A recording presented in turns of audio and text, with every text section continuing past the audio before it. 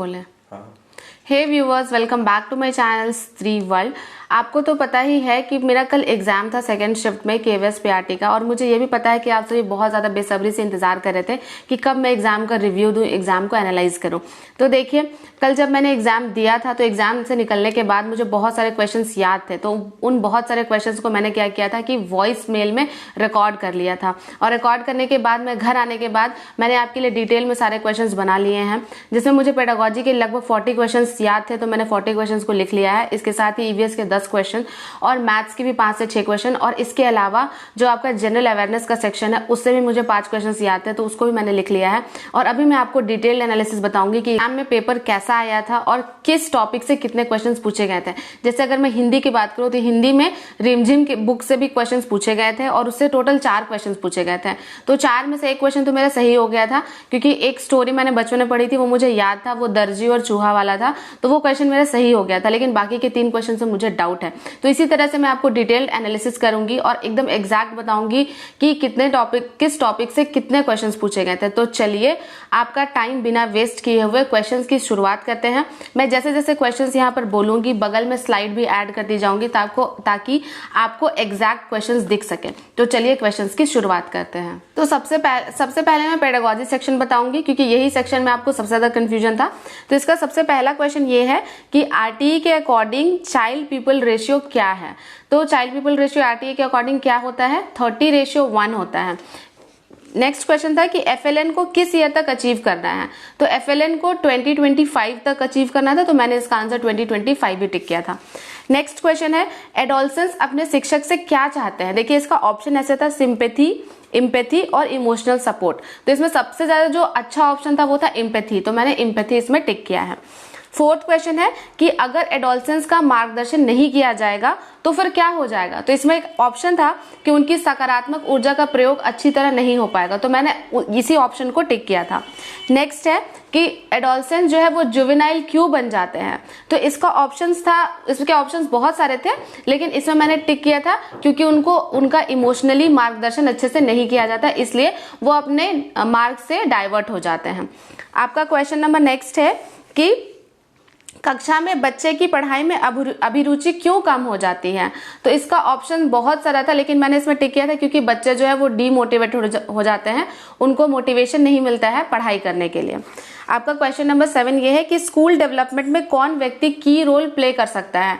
तो school development में कौन व्यक्ति की रोल प्ले कर सकता है। तो इसमें टीचर था, और इसके अलावा प्रिंसिपल, मैनेजर और ये क्या चिल्ड्रन था ऑप्शन में, तो मैंने प्रिंसिपल किया था इसका आंसर टिक। नेक्स्ट क्वेश्चन है कि कॉम्पिटेंसी इन लर्निंग का क्या मतलब है। इसके ऑप्शन बहुत ही ज्यादा कंफ्यूजिंग थे कि कॉम्पिटेंसी इन लर्निंग का क्या मतलब है, क्योंकि 2 ऑप्शन तो बिल्कुल अलग थे, और 2 ऑप्शन ऐसे थे कि एक था एक्टिविटी बेस्ड लर्निंग और दूसरा था कि विषय में बच्चों को न्यूनतम कॉम्पिटेंसी हासिल कराना चाहिए। तो मैं बहुत ज्यादा कंफ्यूज थी इन दोनों में, तो मैंने टिक किया था कि विषय में बच्चे को न्यूनतम कॉम्पिटेंसी जो है वो हासिल करानी चाहिए, यही है कॉम्पिटेंसी बेस्ड लर्निंग का मतलब। नेक्स्ट क्वेश्चन है कि किस कमिटी ने निर्बाध नामांकन की बात की थी।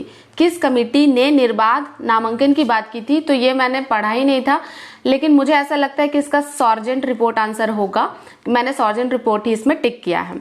नेक्स्ट क्वेश्चन था कि राधा कृष्णन आयोग किस वर्ष आया था। तो ये तो बहुत इजी था, 1948 में आया था। नेक्स्ट क्वेश्चन है कि पूर्ण समावेशन की बात कौन सी डिसेबिलिटी करता है, मतलब कौन सा डिसेबिलिटी एक्ट है जो पूर्ण समावेशन की बात करता है। तो मैंने इसमें आरपीडब्ल्यूडी एक्ट 2016 टिक किया था। नेक्स्ट है कि स्कूल कम्युनिटी कैसे स्कूल में रोल प्ले करती है। कम्युनिटी कैसे स्कूल में रोल प्ले करती है, तो इसका कुछ ऑप्शन होगा, मुझे इसका ऑप्शन याद नहीं है। इसके बाद नेक्स्ट क्वेश्चन है कि टाइम टेबल का सबसे अच्छा गुण क्या होता है। तो इसमें मैंने फ्लेक्सिबिलिटी टिक किया था, और सही में टाइम टेबल में फ्लेक्सिबिलिटी होनी बहुत ज्यादा जरूरी है। अगर आपका टाइम टेबल फ्लेक्सिबल नहीं है तो वो एक अच्छा टाइम टेबल नहीं माना जाता है। नेक्स्ट क्वेश्चन था कि लेसन प्लान का मुख्य गुण क्या होता है। तो देखिए, इसमें 2 ऑप्शन बहुत कंफ्यूजिंग थे, मैं वो दोनों ऑप्शन आपको बता दे रही हूँ। इसका पहला ऑप्शन था कि बच्चों को प्रश्न पूछने का समय निर्धारित होना चाहिए, और दूसरा था कि लर्निंग आउटकम्स डिफाइंड होने चाहिए। तो मैं इन दोनों में कंफ्यूज थी, लेकिन मैंने इसमें टिक किया है कि लर्निंग आउटकम्स डिफाइंड होने चाहिए। नेक्स्ट क्वेश्चन है कि स्कूल में सबसे अच्छा लीडरशिप कौन सा होता है, तो मैंने इसमें ट्रांसफॉर्मेटिव लीडरशिप टिक किया था।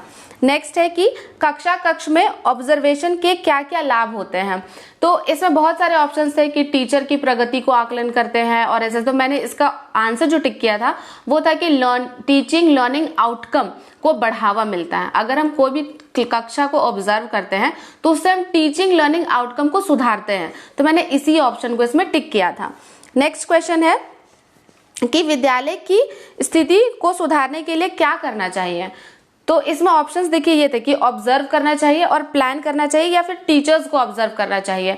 एक ऑप्शन मुझे इसका याद नहीं है, तो मैंने इसका टिक किया था कि प्लानिंग करनी चाहिए, प्रबंधन करना चाहिए। अगर स्थिति को सुधारना है तो उसके लिए एक प्रॉपर प्लान बनाना चाहिए।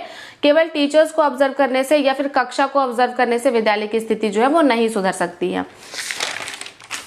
नेक्स्ट क्वेश्चन है कि टीचर्स के मानसिक स्तर को जांचने के लिए प्रिंसिपल को क्या करना चाहिए, तो इसमें बहुत सारे ऑप्शंस थे, लेकिन मैंने जो टिक किया है वो है कि समय समय पर व्यक्तिगत बातें करनी चाहिए टीचर से, मैंने ये ऑप्शन टिक किया है।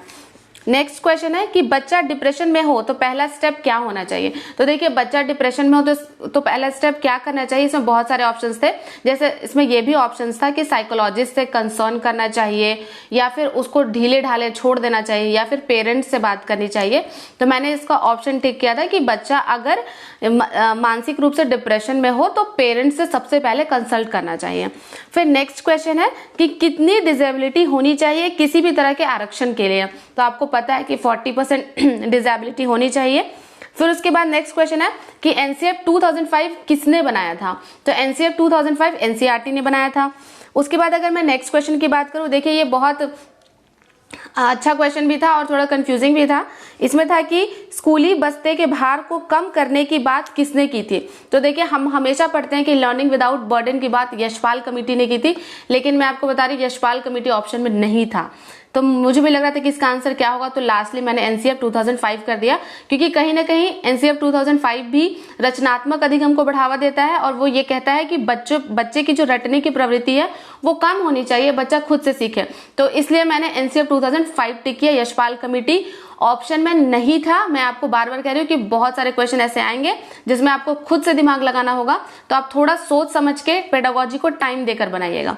इसके बाद मैं नेक्स्ट क्वेश्चन की बात करूं तो ये है कि जब हम समावेशन की बात करते हैं तो मुख्य रूप से किसके समावेशन की बात करते हैं, तो उसमें ऑप्शन ये था कि जो बच्चे एसटी एससी कम्युनिटी से आते हैं उनकी, डिजेबल बच्चे की बात करते हैं या फिर हाशिए पर रह रहे समुदायों की बात करते हैं। तो देखिए जब भी मार्जिनलाइज्ड ग्रुप की बात होगी तो उसमें सब हो जाता है इंक्लूड, उसमें डिजेबल बच्चे भी इंक्लूड हो जाते हैं और उसमें आपके जो बैकवर्ड कम्युनिटीज के बच्चे हैं वो भी इंक्लूड हो जाते हैं। तो मैंने यही टिक किया था कि जो कम्युनिटी मार्जिनलाइज्ड है उससे हम इसमें ये करते हैं, समावेशित करते हैं समावेशन शिक्षा में। अगर नेक्स्ट क्वेश्चन की बात करें तो वो था, देखिए ये क्वेश्चन बहुत कंफ्यूजिंग है, आप मुझे बताइएगा कि इसका सही आंसर क्या होगा, मैं खुद भी बहुत कंफ्यूज थी इसमें। सोशलाइजेशन का प्रबल स्रोत, प्रबल बोल रहा है यहाँ पे कि सोशलाइजेशन का प्रबल स्रोत क्या हो सकता है, तो ऑप्शन में था मीडिया, स्कूल, घर और लाइब्रेरी। देखिए लाइब्रेरी तो होगा नहीं, लेकिन अगर मैं बात करूं मीडिया, स्कूल, घर, तो मैं इन तीनों में बहुत ज्यादा कंफ्यूज थी कि प्रबल स्रोत सोशलाइजेशन का क्या हो सकता है, तो लास्टली मैंने इसमें मीडिया टिक किया था। और मैंने मीडिया इस सेंस में टिक किया क्योंकि बच्चे जब कार्टून देखते हैं तो उसी के जैसा एक्ट करने लगते हैं। हम कोई, या फिर अगर हम एडोलेसेंस में होते हैं, हम कोई मूवी देखते हैं तो हम उसी हीरो हीरोइन के जैसे एक्ट करने लग जाते हैं, तो इसलिए मैंने मीडिया टिक किया क्योंकि मीडिया जो है वो प्रबल स्रोत है, वो कहीं ना कहीं आज हमें इन्फ्लुएंस करती है। अगर तो इसीलिए मैंने इसमें मीडिया टिक किया, क्योंकि स्कूल और घर मुझे सेम टाइप के ऑप्शंस लग रहे थे, तो मैंने इनको एलिमिनेट करके मीडिया टिक किया है। आप मुझे बताइएगा कि इसका सही आंसर क्या होगा। अगर मैं नेक्स्ट क्वेश्चन की बात करूं तो नेक्स्ट क्वेश्चन है कि डिस्फ्रेक्सिया क्या है। देखिए डिस्फ्रेक्सिया जो है वो एक तरह का ऐसा विकार होता है जिसमें इंसान जो है मांसपेशियों के साथ कोऑर्डिनेशन नहीं कर पाता है, तो मैंने इसी ऑप्शन को टिक किया था। नेक्स्ट क्वेश्चन है कि किस प्रकार का संबंध शिक्षक और छात्रों के बीच होना चाहिए, तो ये तो अच्छा है ना कि इमोशनल संबंध होना चाहिए, तो मैंने इमोशनल रिलेशन इसमें टिक किया था। नेक्स्ट क्वेश्चन था कि एनईपी 2020 के अकॉर्डिंग स्कूल का स्ट्रक्चर क्या है, तो 5+3+3+4 था, ठीक है। और नेक्स्ट है कि स्कूल असेंबली से हम क्या सीखते हैं, तो देखिए इसमें दो चीजें, यहाँ भी कंफ्यूजिंग ऑप्शन था। इसमें था कि स्कूल असेंबली से हम क्या सीखते हैं, पहला था डिसिप्लिन और दूसरा था आपका सोशल स्किल। तो मैंने इसमें सोशल स्किल डाला है, क्योंकि सोशल स्किल कहीं ना कहीं डिसिप्लिन को अपने अंदर समाहित करता है। सोशल स्किल एक वाइड प्रोस्पेक्टिव हो गया, तो इसीलिए मैंने सोचा कि सोशल स्किल ही इसमें मुझे टिक करना चाहिए, तो मैंने सोशल स्किल टिक किया है। आप मुझे बताइएगा कि इसका सही आंसर क्या होगा। नेक्स्ट क्वेश्चन था कि स्कूल बच्चों की सहायता नहीं कर पाता है, इसका मेन रीजन क्या है। मतलब ये मेंटल डिसेबिलिटी का क्वेश्चन था, और ये था कि बच्चे अगर डिप्रेस हो जाते हैं तो स्कूल जो है बच्चों की सहायता नहीं कर पाता है, ऐसा क्यों होता है। तो इसका आंसर मैंने टिक किया था कि एब्सेंस ऑफ प्रोफेशनल काउंसलर। देखिए स्कूल में प्रोफेशनल काउंसलर नहीं होते हैं, इसलिए स्कूल जो है वो बच्चों की सहायता नहीं कर पाता है। और नेक्स्ट क्वेश्चन था एक हिडन करिकुलम से, कि हिडन करिकुलम क्या है। तो ये थे टोटल पेडागोजी के क्वेश्चन जो मुझे याद थे, जो मैंने आपको बताया। इसके अलावा मैं आपको कुछ और इंपॉर्टेंट बताने वाली हूँ कि जो एडोलेसेंस टॉपिक था उससे लगभग 10 से 12 क्वेश्चंस पूछे गए थे। और एक और इम्पॉर्टेंट बात कि जब भी आप पेडागोजी के क्वेश्चन सॉल्व करें तो आप बहुत ज़्यादा ठंडे दिमाग से करिएगा, और मैं आपको यही सजेस्ट करूंगी कि सबसे पहले आप पेडागोजी ही बनाइएगा, क्योंकि अगर आप सारे सब्जेक्ट सॉल्व करेंगे तो कहीं ना कहीं आप थोड़ा थक जाएंगे और बाद में पेडागोजी को सॉल्व करने में आपका इंटरेस्ट जो है वो कम हो जाएगा। तो इसीलिए सबसे पहले पेडागोजी सॉल्व कीजिए, क्योंकि यहाँ पर लगता सबको है कि क्वेश्चन इजी है, लेकिन क्वेश्चन इजी होने के साथ साथ ऑप्शंस बहुत कंफ्यूजिंग थे। क्वेश्चन तो आपका नॉर्मली था, लेकिन ऑप्शंस ऐसे दे दिए गए थे कि उसमें आपको इलिमिनेट करना पड़ेगा कि अच्छा ये भी सही हो सकता है, ये भी सही हो सकता है, तो ज्यादा सही कौन होगा। इस तरह के क्वेश्चन पूछे गए थे। अगर मैं क्वेश्चंस की बात करूं, जैसे अगर मैं ये बात करूं कि स्कूल असेंबली से हम क्या सीखते हैं, तो ये सिंपल क्वेश्चन है, लेकिन इसका ऑप्शंस देखिए, डिसिप्लिन और सोशल स्किल। डिसिप्लिन तो बच्चा सीखता ही है, सोशल स्किल भी। तो वहां पर एग्जामिनेशन हॉल में हम थोड़ा प्रेशर में भी होते हैं, तो वहां पर बहुत ज्यादा जरूरी है ये सोचना कि हम किस ऑप्शन को एलिमिनेट कर सकते हैं। तो मैं ओवरऑल यही कहूंगी कि पेडागोजी के जो क्वेश्चन थे वो इजी टू मॉडरेट आए थे, ठीक है। इसके अलावा पेडागोजी का एक और क्वेश्चन ये भी आया था कि टीएलएम की फुल फॉर्म क्या है, ये बहुत इजी था। तो ये टीचिंग लर्निंग मटेरियल इसका होता है। और इतने क्वेश्चन मुझे अच्छे से याद थे, तो मैं आपको यही सजेस्ट करूंगी कि सबसे पहले पेडागोजी सॉल्व कीजिए और क्वेश्चंस पर टाइम दीजिए। एक क्वेश्चन पर 3 से 4 मिनट टाइम दीजिए, तभी आप अच्छे से ऑप्शंस को सॉल्व कर पाएंगे। इसके अलावा एक और बात कि जो ऑप्शंस थे वो बहुत ही ज्यादा कंफ्यूजिंग थे। जैसे मान लीजिए आपका ऑप्शन 1 में, जैसे स्कूल डिसिप्लिन आपका 1 नंबर में दिया हुआ है और सोशल स्किल 2nd नंबर में दिया हुआ है, लेकिन जब इसका आप ऑप्शन टिक करने जाएंगे तो ये 2nd नंबर 4th नंबर में लिखा होगा और 1 नंबर 3rd नंबर में लिखा होगा। तो ये आप ध्यान देकर टिक करिएगा, कहीं ऐसा ना हो कि आपने ऊपर ऑप्शन में पढ़ लिया कि अच्छा स्कूल डिसिप्लिन 1st नंबर में है, ऑप्शन में भी आप 1st ही टिक कर दिए और पता चला 1st नंबर में 4 नंबर लिखा हुआ है।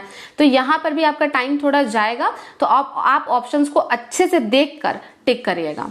तो चलिए अब मैं बात करती हूँ ईवीएस की, कि ईवीएस में कौन कौन से क्वेश्चंस पूछे गए थे। तो देखिए ईवीएस में जो क्वेश्चंस थे टोटल 20।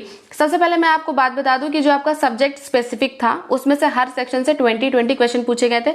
हिंदी के 20 क्वेश्चन, इंग्लिश के 20 क्वेश्चन, ईवीएस के 20 क्वेश्चन और मैथ्स के 20 क्वेश्चन पूछे गए थे। तो अगर मैं ईवीएस की बात करूं तो 20 क्वेश्चंस पूछे गए थे, लेकिन 10 क्वेश्चंस आपके एनसीईआरटी बेस्ड थे। लगभग 8 से 10 क्वेश्चन थे जो डायरेक्ट 3 to 5th क्लास के एनसीईआरटी से पूछे गए थे। बाकी क्वेश्चन जो थे वो क्लास 8 तक के एनसीईआरटी से पूछे गए थे। और मैं आपको हाईली सजेस्ट करूंगी कि इधर उधर मत भागिए, यूट्यूब पर बहुत सारे लोग बहुत टफ क्वेश्चन करा रहे हैं, कोई फायदा नहीं है करके, सिर्फ एनसीईआरटी बेस्ड क्वेश्चन आ रहे हैं। तो एनसीईआरटी पर स्टिक करिए, एनसीईआरटी को अपना भगवान मानिए और अभी आपको एनसीईआरटी ही पढ़ना है। तो चलिए अब बात करती हूँ ईवीएस के क्वेश्चन की। पहला क्वेश्चन था कि मलेरिया रोग का वाहक क्या होता है, तो आपको पता होगा कि मादा एनोफिलीज मच्छर। उसके बाद था कि एक क्वेश्चन था कि इसमें लिखा हुआ था कि मैं भालू जैसा दिखता हूँ, पेड़ पर लटके रहता हूँ और ऐसे करके था। तो इसका आंसर जो था वो स्लोथ था। स्लोथ के बारे में दिया हुआ था कि स्लोथ जो है वो दिन के 17 से 18 घंटे पेड़ पर लेटा हुआ रहता है। नेक्स्ट क्वेश्चन था कि पक्षियों की कौन सी प्रजाति में केवल नर पक्षी ही घोंसला बनाता है, तो आपको पता होगा कि वीवर बर्ड जो है वो खुद घोंसला बनाते हैं नर पक्षी, और मादा पक्षी चूज करती है कि उसको किस घोंसले में अंडे देना है, ठीक है। अगर मैं नेक्स्ट क्वेश्चन की बात करूँ तो कर्णम मल्लेश्वरी किस राज्य की थी। देखिए जैसे हमसे पूछा गया कि कर्णम मल्लेश्वरी किस राज्य की थी, तो आंध्र प्रदेश की थी। हो सकता है आपसे ये पूछा जाए कि कर्णम मल्लेश्वरी ने किस ओलंपिक में मेडल जीता, कितना मेडल जीता, तो आप ईवीएस को 3 to 5 वाली अच्छे से पढ़ लीजिए। नेक्स्ट क्वेश्चन की बात करूं तो सिंथेटिक फाइबर से क्वेश्चन दिया गया था, और मैं आपको बता रही हूँ फाइबर टू फैब्रिक चैप्टर का क्वेश्चन था। और मैं आपको अपनी हर वीडियो में कहती थी कि मैं फाइबर टू फैब्रिक चैप्टर पढ़ रही हूँ, फाइबर टू फैब्रिक चैप्टर पढ़ रही हूँ। और देखिए मुझे इसका फायदा देखने के लिए मिला कि एनसीईआरटी से ही क्वेश्चन आए थे और मुझे बहुत अच्छा लगा। देखिए सिंथेटिक फाइबर में 4 ऑप्शन दिए होते हैं और आपको चूज करना था कि कौन सा ऑप्शन इसमें सही है। तो मुझे 3 ऑप्शन याद है, एक ऑप्शन नहीं याद है। तो चलिए मैं एक क्वेश्चन पढ़ती हूँ। पहला ऑप्शन था था कि पॉलीइथिलीन टेरिथाइलेट और नायलॉन सेम होते हैं। दूसरा था कि सभी सिंथेटिक फाइबर पेट्रोकेमिकल से बने होते हैं। तीसरा था फलों की सुगंध ईस्टर प्रदान करता है। देखिए ऑप्शन नंबर जो 2 है, सभी सिंथेटिक फाइबर पेट्रोकेमिकल से बने होते हैं, इसमें मैं कंफ्यूज थी क्योंकि सभी सिंथेटिक फाइबर पेट्रोकेमिकल से बने होते हैं, लेकिन रेयॉन एक सिंथेटिक फाइबर है जो पेट्रोकेमिकल से नहीं बना होता है, तो इसीलिए मैंने इस ऑप्शन को गलत माना था। अब देखते हैं कि बोर्ड कौन से आंसर को सही मानती है। नेक्स्ट क्वेश्चन आपका पश्मीना ऊन से आया था। इसमें लिखा हुआ था कि पश्मीना ऊन गर्म होता है, पहला ऑप्शन। दूसरा, ये भेड़ों के बाल से बनाए जाते हैं। तीसरा, इसे हाथों से बुना जाता है। और एक और ऑप्शन था और इसमें आपको कौन सा सही है ये चूज करना था। नेक्स्ट क्वेश्चन ये था कि मौसम परिवर्तनों का कारण क्या है। तो पहला था हवा, सूर्य, गर्मी और आर्द्रता। मैं आपको बता दूं कि मौसम परिवर्तन का कारण मैक्सिमम लोगों ने सूर्य लगाया होगा, लेकिन सूर्य नहीं होता, हवा होता है। और ये एनसीईआरटी का क्वेश्चन है, इस क्वेश्चन को मैंने पढ़ा था बुक में, तो मुझे अच्छा लग रहा है कि जो मैंने पढ़ा था वहां से क्वेश्चन आया है। तो मौसमी परिवर्तनों का कारण क्या होता है, वो हवा होता है। नेक्स्ट क्वेश्चन ये था मैच द फॉलोइंग। ये एग्जैक्ट मुझे अच्छे से याद है, तो ये मैं आपको बता रही हूँ। एक तरफ लिखा हुआ था बिटुमिन, पैराफिन, वैक्स, पेट्रोल और केरोसिन, ठीक है। और नेक्स्ट तरफ लिखा हुआ था ointment, dry cleaning, fuel for jet aeroplane और उसके बाद फॉर सोप एंड पेंट्स। तो इसमें कौन कौन सा होगा ये आप मैच द फॉलोइंग कर लीजिएगा। और एक और क्वेश्चन ये था कि पश्चिम बंगाल के लोग चावल खाना पसंद करते हैं और केरला के लोग रोटी खाना पसंद करते हैं। और इसका एक और ऑप्शन था, वो मुझे याद नहीं है, लेकिन फूड से भी ये क्वेश्चन पूछा गया था। तो ये बात हो गई ईवीएस की। चलिए अब बात करते हैं हिंदी, इंग्लिश और जीके की। बहुत सारे लोग ये सोच रहे हैं कि मैं जीके पहले बता देती हूँ कि जीके में कहाँ से क्वेश्चन पूछे गए थे। देखिए जीके में करंट अफेयर से केवल 2 क्वेश्चन पूछे गए थे। टोटल 10 क्वेश्चन थे, लेकिन 10 क्वेश्चन में केवल 2 क्वेश्चन करंट अफेयर से पूछे गए थे और 5 क्वेश्चन मुझे याद है, तो वो 5 क्वेश्चन मैं आपको बता दे रही हूँ। पहला क्वेश्चन ये था ह्यूमन बॉडी टेम्परेचर से था। इसमें 2 ऑप्शन दिए गए थे कि ह्यूमन बॉडी टेम्परेचर जो है वो सभी ये पहला क्वेश्चन था कि एवरेज ह्यूमन बॉडी टेम्परेचर बहुत सारे लोगों के बॉडी टेम्परेचर का एवरेज होता है और दूसरा बॉडी टेम्परेचर से ही रिलेटेड था। तो इसमें मैंने दोनों ऑप्शन को सही किया था। एक सरस्वती सम्मान से क्वेश्चन आया था, एक आया था कि फीफा वर्ल्ड कप 2022 कहाँ आयोजित किया गया था। देखिए मैंने करंट अफेयर्स तो पढ़ा नहीं था, लेकिन मैंने इसका आंसर कतर टिक किया था और ये सही भी हो गया। और नेक्स्ट क्वेश्चन था कि गोवा में कोई अभी फिल्म अवार्ड हुआ था, तो उसमें बेस्ट एक्टर का अवार्ड किसे मिला था। और एक और क्वेश्चन था कि दूध दिवस कब मनाया जाता है, तो ये 26 नवंबर को मनाया जाता है। तो ये थी जीके की बात। और अगर मैं बात करूं रीजनिंग की, तो रीजनिंग में आपके क्वेश्चंस आए थे। एक ऐसा कि 0 1 2 3 4 5 6 7 मतलब 9 तक नंबर्स लिखा हुआ था और फिर लिखा हुआ था कि इसको डिसेंडिंग ऑर्डर में अरेंज करने पर कौन सा नंबर जो है वो अपना स्थान नहीं बदल रहा है। ये बहुत इजी क्वेश्चन था। और एक सिटिंग अरेंजमेंट का क्वेश्चन था जिसमें लीनियर सिटिंग अरेंजमेंट था। 2 रो में 4 लोग बैठे हुए थे और आपको उसको अरेंज करना था, ये था। और एक ये क्वेश्चन था कि इंटेलिजेंट, डिसिप्लिन्ड और चाइल्ड तीनों में क्या रिलेशन हो सकता है। इसका वेन डायग्राम आपको बनाना था कि इंटेलिजेंट, डिसिप्लिन्ड और चाइल्ड में क्या होना चाहिए रिलेशन। तो इसका वेन डायग्राम मैं यहाँ बना दे रही हूँ कि मैंने जो टिक किया था वो आप इसे देख लीजिएगा, ठीक है। उसके बाद मैं बात करती हूँ मैथ्स की। तो मैथ्स के क्वेश्चन मैं आपको बता रही हूँ, मैथ्स मेरा सबसे अच्छा गया। 20 में से 20 क्वेश्चन मेरे सही होने वाले मैथ्स में। सारे क्वेश्चंस मैंने बहुत अच्छे से बनाया, बहुत इजी क्वेश्चन था। अगर आप मैथ्स में वीक हैं, आपको टेंशन लेने की जरूरत नहीं है। बहुत कॉमन सेंस पे क्वेश्चन आया था, आप आराम से क्वेश्चंस मैथ्स के लगा लेंगे। तो मैथ्स का एक क्वेश्चन देखिए, ये तो पूछा जाना चाहिए था ईवीएस में, लेकिन ये पूछा गया मैथ्स में। ये क्वेश्चन था conversion of Celsius to Fahrenheit. Celsius से फॉरेनहाइट में कैसे कन्वर्ट करेंगे, तो ये क्वेश्चन था। उसके बाद एक क्वेश्चन ऐसा था कि 1 - 2 + 3 - 4 + 5 - 6 + 7 - 8 डॉट +101 तक इसको ऐड करेंगे तो कितना आएगा। एक क्वेश्चन ये था, ये जो मैं क्वेश्चन बता रही हूँ ये एग्जैक्ट एग्जाम में आया हुआ है, मतलब मुझे ये क्वेश्चन याद है एग्जैक्ट, इससे एकदम सेम टू सेम क्वेश्चन ये आया हुआ है।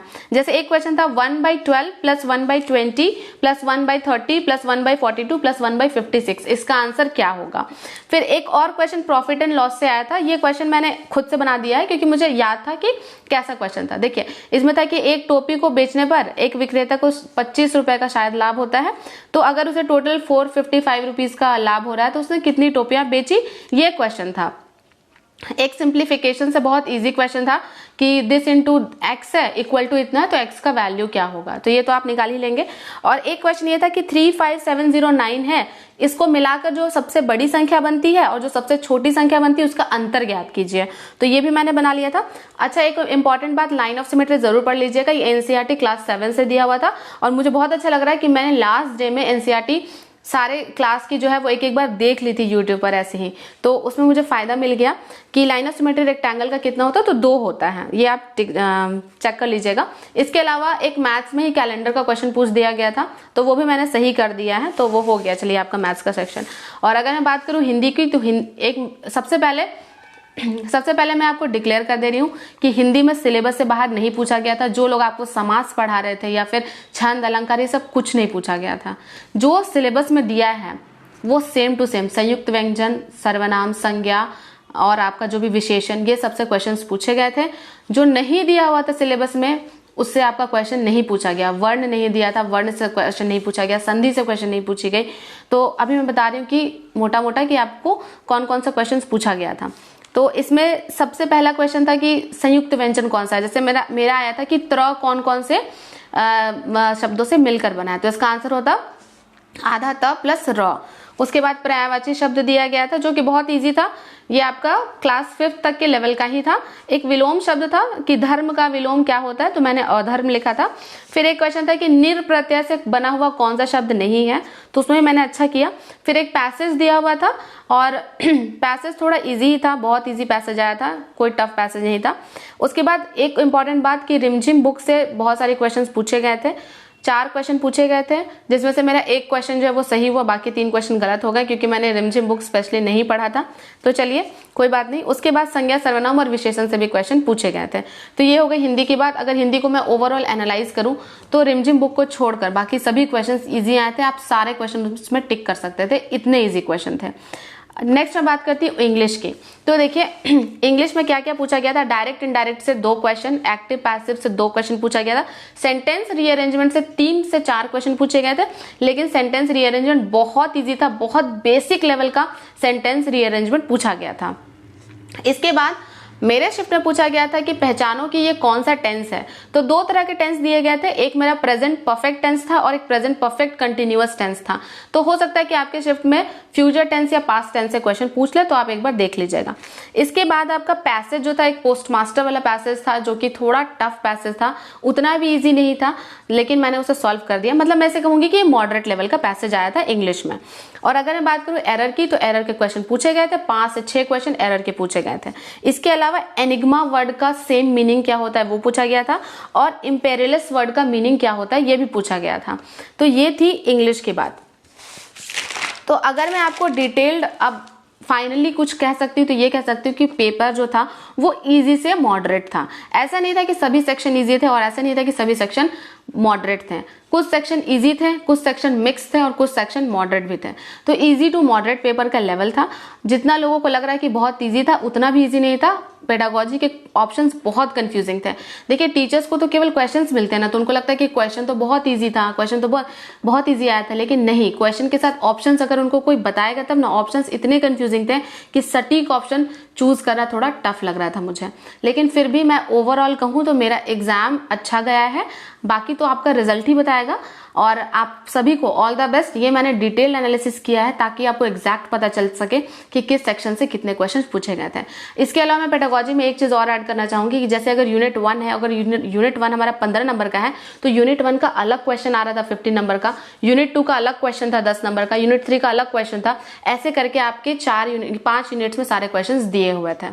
तो आप सभी को ऑल द बेस्ट। और ये था मेरी तरफ से एक बहुत ही डिटेल्ड एनालिसिस। आई होप आपको ये अच्छा लगा होगा और मैंने इसमें बहुत मेहनत की है, तो आपको इस वीडियो को लाइक करके ही जाना है। तो please do like my video and मेरे चैनल पर नए हैं तो इसे सब्सक्राइब कर दीजिए। मिलते हैं नेक्स्ट वीडियो में, नेक्स्ट स्टडी व्लॉग में।